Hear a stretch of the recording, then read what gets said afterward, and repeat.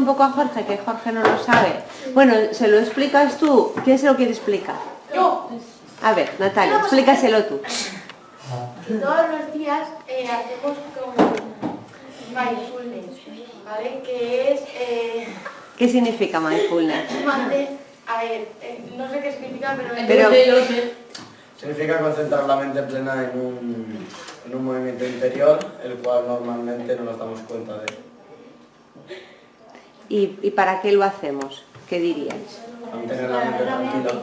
¿Para qué? para dormir. Para descansar la mente. Para relajarnos y sobre todo para trabajar la atención. La atención es un mecanismo que los seres humanos tenemos y que se puede trabajar, porque es algo que pertenece a nuestro cerebro. El cerebro es un músculo y cuando nosotros trabajamos repetidamente la meditación conseguimos estar más atentos.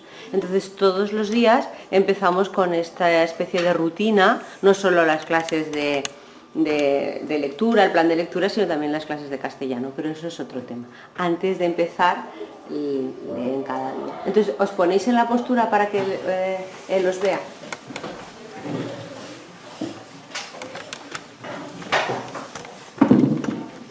Cerrando los ojos. No, leyendo.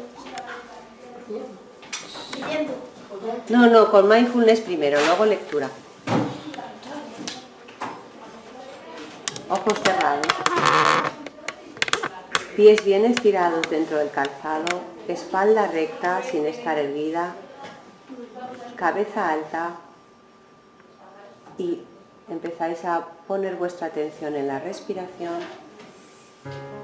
y dejáis pasar el pensamiento, os centráis aquí, ahora y sentís como de alguna manera en el silencio también formamos un grupo.